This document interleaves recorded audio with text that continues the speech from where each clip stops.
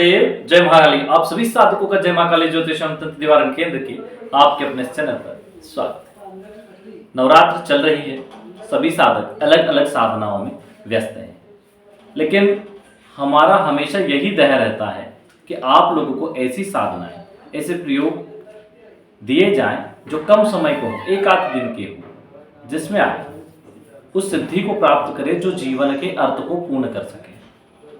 और खास तौर से श्री तत्व पर ज़्यादा फोकस इसलिए रहता है क्योंकि ज़्यादातर लोग धन संबंधित समस्याओं का सामना कर रहे हैं। अभाव है, दरिद्रता है, दुख है। संपन्नता, वैभव और सौभाग्य की प्राप्ति ही व्यक्ति को प्रसन्नता देती है। सभी लोगों के अलग अलग ध्येय होते हैं। किसी को वैभव से प्रसन्नता होती है जो आर्थिक सुधार से होता है। कुछ लोगों को आध्यात्मिक जो अध्यात्म होता है उससे प्रसन्नता होती है। अपने वातावरण आध्यात्मिक करके वे लोग संतुष्ट होते हैं। सभी के अलग अलग विषय है। एक गृहस्थ के लिए संपन्न होना बहुत जरूरी है और लगातार हर गृहस्थ को ये प्रयास करते रहना चाहिए जिसके माध्यम से वो संपन्न हो। उसे कभी भी एक प्रयोग करके बैठ नहीं जाना चाहिए। उसे संपन्न होने के लिए बड़ी बड़ी साधनाएं शुरुआत में नहीं करनी चाहिए, क्योंकि अगर गलती हो गई, लक्ष्मी रूठ गई तो तकलीफ हो जाएगी। उसे सर्वप्रथम वो साधनाएं करनी चाहिए जिससे दरिद्रता दूर हो, जैसे एक दिन का धूमावती प्रयोग या दरिद्र दहन शिव प्रयोग जो हमने चैनल पर दिया हुआ है। एक दिन का मंगलवार वाला माँ धूमावती का प्रयोग, ये दरिद्रता को मिटाने वाले पहले प्रयोग करना चाहिए। ये प्रयोग करने के बाद आप अघोर लक्ष्मी, स्थिर लक्ष्मी, कमला कंचन, नागेश, अष्ट नागिनी, इन प्रयोगों को करें। कम समय वाले प्रयोग जब आप करेंगे, सौभाग्य प्राप्ति, पहला दरिद्रता नाश फिर सौभाग्य प्राप्ति, तो आपको लाभ देते हैं। उसी श्रेणी में दो साधनाएं आज लेके आए हैं, दो विशेष लोगों के लिए। एक जिनका विवाह आदि नहीं हो रहा है उनके लिए, दूसरा जो लोग धन प्राप्ति करना चाहते हैं, लक्ष्मी सिद्धि करना चाहते हैं, उनके लिए। हमारे पहले वीडियोस में भी हम बता चुके हैं महालक्ष्मी के कई स्वरूप है जिन्हें हम अष्टलक्ष्मी या सहस्त्र लक्ष्मी के नामों से जानते हैं। उन्हीं में से जैसे यक्षणी धनदा यक्षणी है, उसी प्रकार धन से संबंधित उनका एक और स्वरूप है, वो है महालक्ष्मी यक्षणी, जो साधना मात्र एक दिन की है।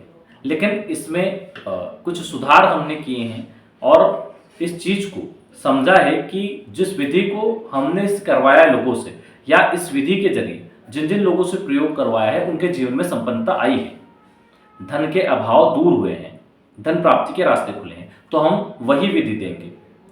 वैसे ये विधि आपको कई पुस्तकों में मिल जाएगी, उसमें कोई वो वाली बात नहीं है। जो विधि हम देने वाले हैं, जो मंत्र देने वाले हैं, अनेकों पुस्तकों में आपको मिल जाएगा। चाहे वो इंद्रजाल हो या और भी कोई पुस्तक हो, आपको मिल जाएगा। या फिर बहुत सारे वरिष्ठ लोगों के द्वारा दी गई हो, उनमें भी, यहाँ तक कि सदगुरुदेव ने भी दिया है। लेकिन हम आपको वही प्रयोग दें जो सदगुरुदेव से मिलता जुलता प्रयोग है और गुरु कृपा से ही जिसमें कुछ बदलाव किए और जिससे लाभ है। बहुत सारे लोग हमारे पास आते अपनी साधनाओं को लेकर कि साहब हमने इस विधि से, इस मंत्र और इस साधना को किया था, लेकिन लाभ हो नहीं पाया, और हुआ भी तो स्थिर नहीं हो पाया। तो जब हम देखते हैं कि कोई प्रयोग उन्होंने एक दिन का या 3 दिन का किया था, वो बहुत तीव्र था, लेकिन उसका लाभ भी क्षणिक ही था, वो स्थिर नहीं था। तो जब उसको हम थोड़ा सा चेंज करते हैं गुरु कृपा से और थोड़ा सा बदलाव करते हैं, सिद्धि आदि के प्रयोग से जब हमें पता चलता है कि इसमें कुछ बदलाव है, वो बदलाव करते हैं और देते हैं, तो व्यक्ति उसी साधना से अनगिनत लाभ प्राप्त करते हैं। ये होते हैं साधना में बदलाव के प्रभाव। लेकिन हर व्यक्ति को मंत्र के साथ छेड़छाड़ नहीं करनी चाहिए, साधना विधि के साथ छेड़छाड़ नहीं करनी चाहिए। ये वही करे जिनके पास सिद्धि है, जो प्रयोग करने की क्षमता रखते हैं, जो नुकसान को झेलने की क्षमता रखते हैं, तो ही व्यक्ति करे। वरना हमारे कई वीडियोस में हमने बताया कि लोगों ने अलग अलग प्रकार से साधनाएं करके कितना नुकसान उठाया है। सैकड़ों लोगों के फोन आते हैं, मैसेज आते हैं कि साधना सुनो, ये नुकसान हो गया। क्यों? क्योंकि जिस व्यक्ति ने उनको वो साधना दी थी वो खुद व्यक्ति प्रामाणिक नहीं था। उसने केवल आपके ऊपर एक्सपेरिमेंट करने के लिए आपको साधना दे दी कि अगर इस साधना से उसको फायदा हो गया तो ये साधना मेरे भी काम है। जो व्यक्ति खुद वो साधना नहीं करता वही आपसे करवा देते हैं। ज्यादातर यूट्यूब पे आजकल यही चल रहा है। यूट्यूब पे या फिर जो नए नए गुरु बने हैं, जिन्हें बहुत कीड़ा है गुरु बनने का, उन लोगों से भी लोग जुड़ जाते हैं, या फिर देख लेते हैं कि 150 लोग उससे जुड़े हुए हैं वो भी जुड़ जाते हैं, या फिर कभी कभी भीड़ भड़क्का देख के भी, और वो लोग कुछ भी दे देते हैं करने के लिए। आप इसे कर लो, ऐसा कर लो, वैसा कर लो, लोग कर लेते हैं, फायदा तो छोड़ो उन्हें नुकसान होने लग जाता है। प्रामाणिक विद्या देखें, अगर आपको साधना ही करनी है तो हमारे वेद शास्त्र आदि पढ़े, उनमें अनेकों चीजें दी हुई है, प्रयोग दिए हुए हैं, साधनाएं दी हुई है, उनको करें। कई बार व्यक्ति प्रामाणिक साधना को एक बार करके छोड़ देता है, लेकिन ऐसा नहीं करना चाहिए। कोई भी प्रामाणिक साधना आपने अगर ली है, जैसे रुद्रामल तंत्र, भूत दामर तंत्र आदि से, तो साधना को आपको दोहराना चाहिए।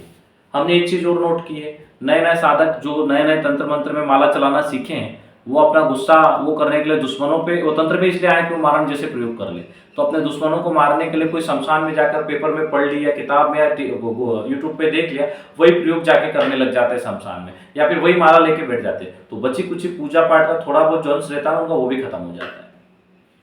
मारण, मोहन, वशीकरण, स्तमन और उच्चाटन हर व्यक्ति नहीं कर सकता।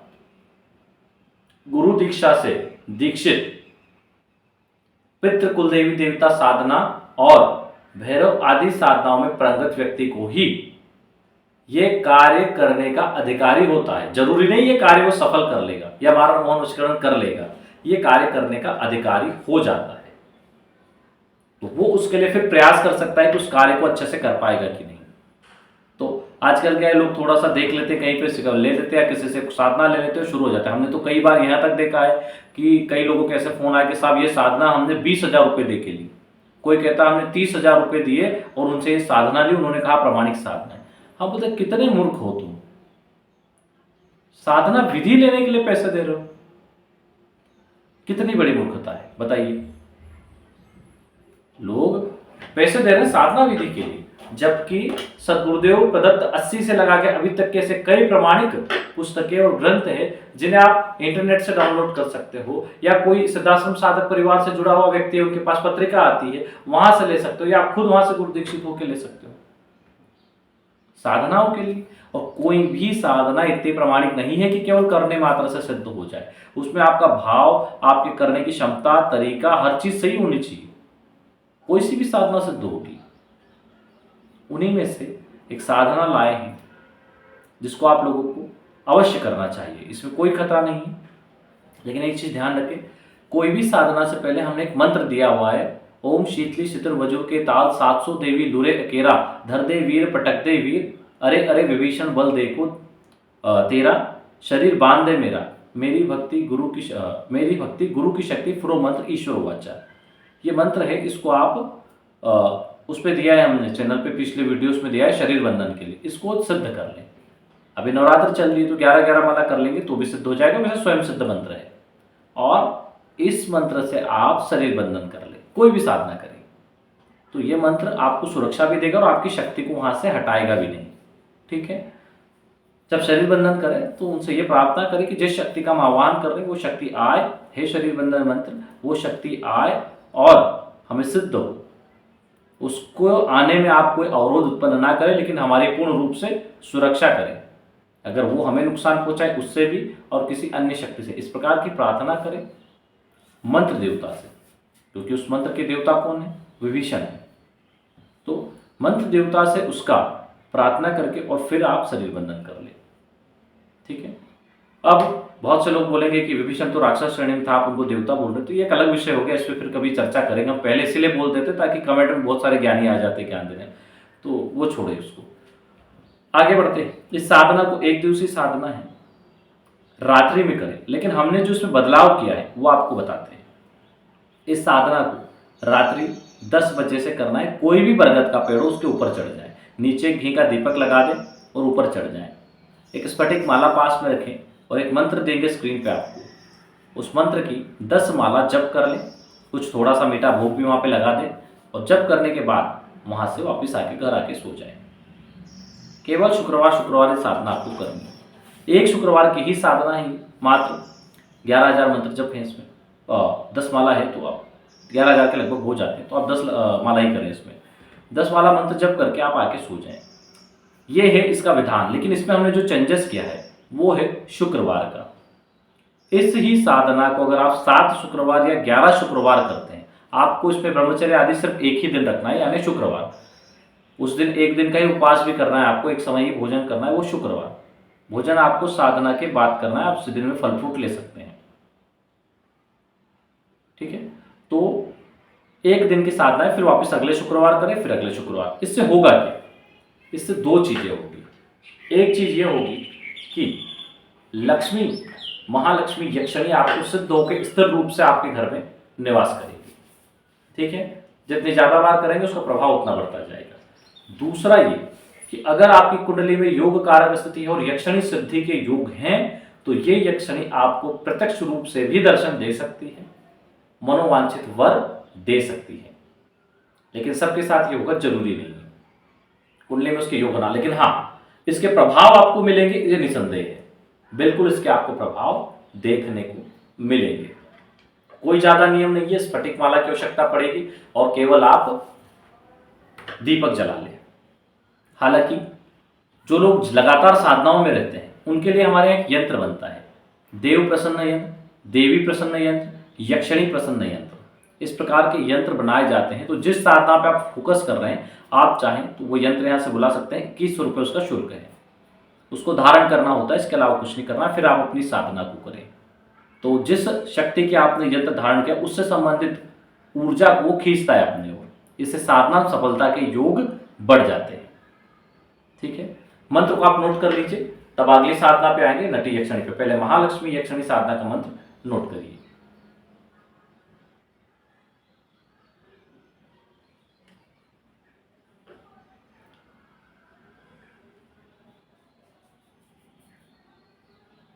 जो दूसरा मंत्र हम देंगे इसमें गव आकार है, इसलिए हमने स्पष्ट लिख दिया है। दूसरा मंत्र उन लोगों के लिए है जिनकी शादी नहीं हो रही। हालांकि बहुत से लोग भूत भविष्य वर्तमान देखने वाली साधनाओं के पीछे पड़े, तो उनमें हम एक नाम बता दें, बिडाल सिद्धि करके एक सिद्धि होती है। उस सिद्धि को करने से भी भूत भविष्य वर्तमान देखा जा सकता है। ठीक है, उस पर कभी और चर्चा करेंगे। आज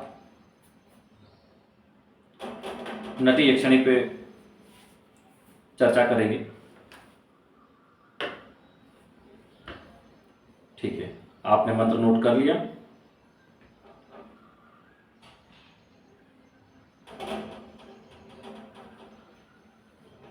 आ जाते हैं नटी यक्षिणी साधना पर।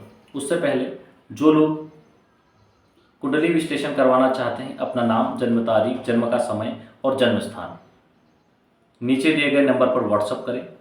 उसका शुल्क 501 रुपये है, वो डाल के उसका स्क्रीनशॉट भी व्हाट्सअप करें।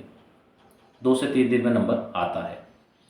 जिन लोगों के पास अपनी जानकारी नहीं है, जन्म तारीख, समय, स्थान नहीं है, वे लोग, या फिर जो लोग जन्म के बाद कोई पितृदोष या तंत्र बाधा है या नहीं है, या अन्य किसी बंधन दोष आदि की जानकारी चाहते हैं, वे लोग भी अपना ऑरा स्कैनिंग करवा सकते हैं। जिन लोगों के पास जन्म तारीख, समय, स्थान नहीं है, वे भी ऑरा स्कैनिंग करवा सकते हैं। ऑरा स्कैनिंग के लिए अपने सर से पैर तक की एक फोटो खींचे। फोटो खींचने के लिए दीवार के पास खड़े हो, जहाँ पीछे फोटो वगैरह ना लगी हो, ऐसी दीवार के पास, प्लेन दीवार के पास खड़े हो जाएं, सर से पैर तक की फोटो खिंचवा लें।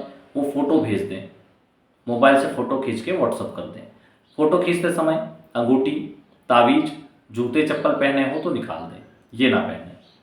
ठीक है, और फोटो खींच के भेजने के बाद अपने सीधे हाथ की हथेली की फोटो भेजें। अगर पुरुष है तो, स्त्री है तो उल्टे हाथ की हथेली की फोटो।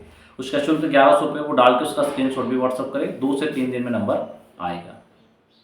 इस प्रकार आप कुंडली विश्लेषण या ऑरा स्कैनिंग करवा सकते हैं। जो लोग अपनी कुंडली के निमित्त ज़्यादा उपाय नहीं कर सकते, वो चाहें तो हमारे संस्थान के माध्यम से नवग्रह अनुष्ठान या कोई दैवीय अनुष्ठान करवा सकते हैं। जिन लोगों की कुंडली में योगिनी दशाएं चल रही है और वो योगिनी साधना नहीं कर सकते, वो योगिनी अनुष्ठान भी यहाँ से करवा सकते हैं। बात करने का जो समय है दिन में 11 से 4 है। इसके अलावा फ़ोन आप लोग ना लगाएं, कुछ आवश्यक हो तो मैसेज कर दें। बात केवल 11 से 4 ही हो पाएगी।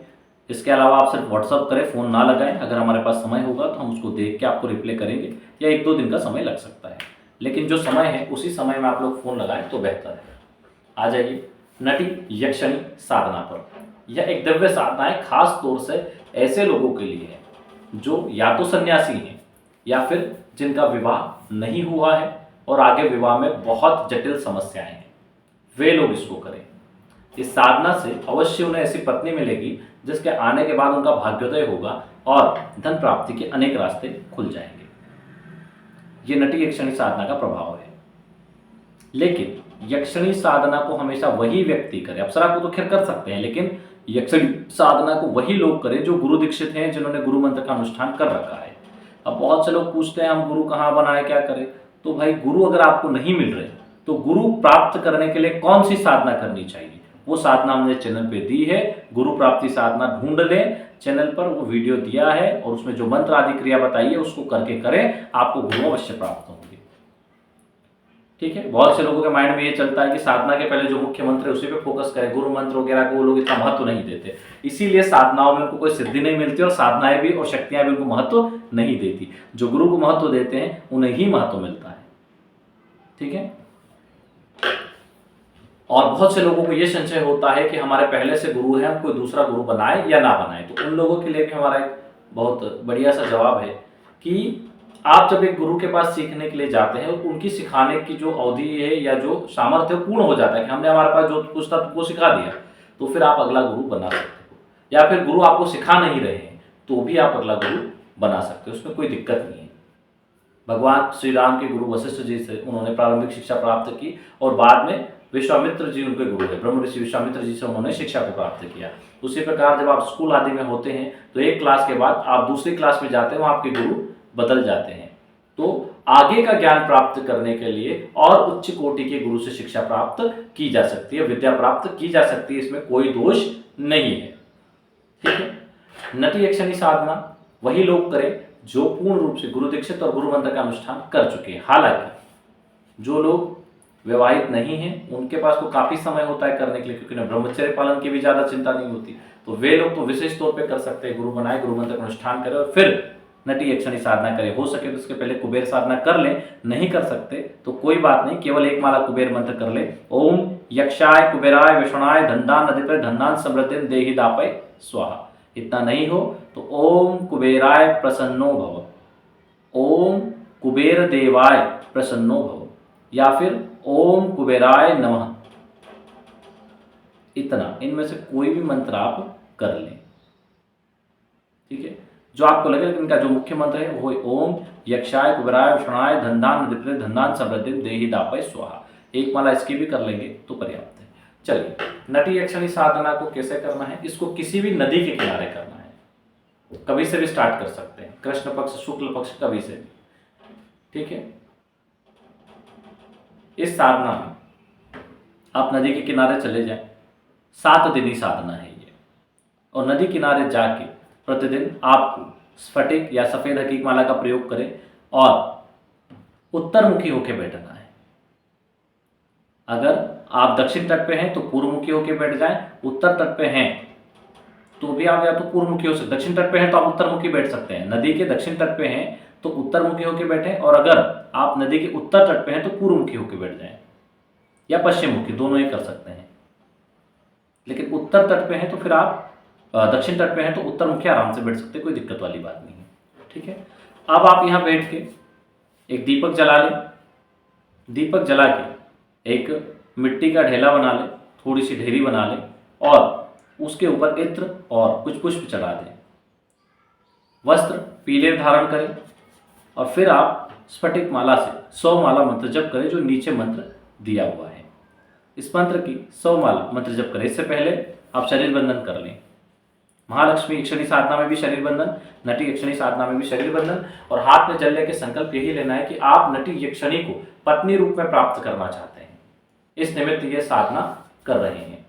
वो पत्नी रूप में प्राप्त हो, संपूर्ण सेवा करें और पूर्ण रूप से समर्पित हो, प्रत्येक आज्ञा का पालन करें, ऐसी नटी यक्षणी पत्नी रूप में प्राप्त हो, ऐसा संकल्प ले लें हाथ में जल लेके, और फिर 100 माला प्रतिदिन करें। इसमें क्या होगा, पायलों की आवाज भी सुनाई देगी, किसी के आने का एहसास भी होगा, कोई स्पर्श भी करेगा, सब कुछ होगा। हो सकता है योग अच्छे होने पर नटी यक्षणी प्रत्यक्ष भी हो जाए, और अगर नहीं भी हुई तो आपकी 7 दिवसीय साधना के बाद आपके विवाह के योग अवश्य बनेंगे। अगर कुंडली में कोई गंभीर दोष हो तो इस साधना को 3 बार दोहरा लें तो विवाह के योग बनेंगे, योग्य कन्या की प्राप्ति होगी, वधु की प्राप्ति होगी, और आज्ञा पालक और आपके लिए भाग्योदय कराने वाली वधु की प्राप्ति अवश्य होती है।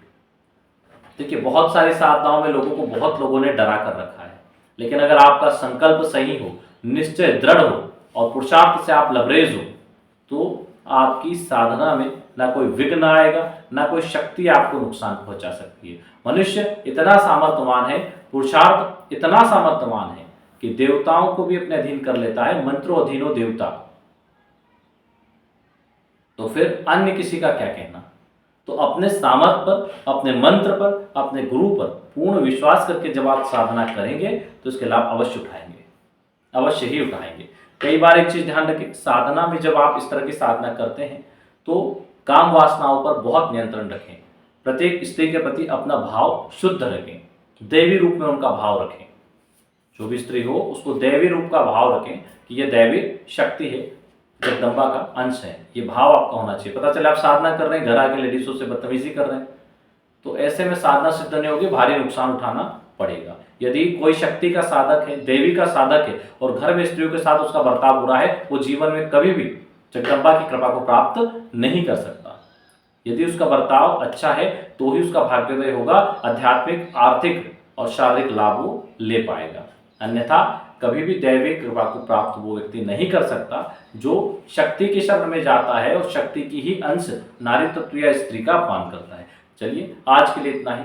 जय गुरुदेव, जय महाकाली।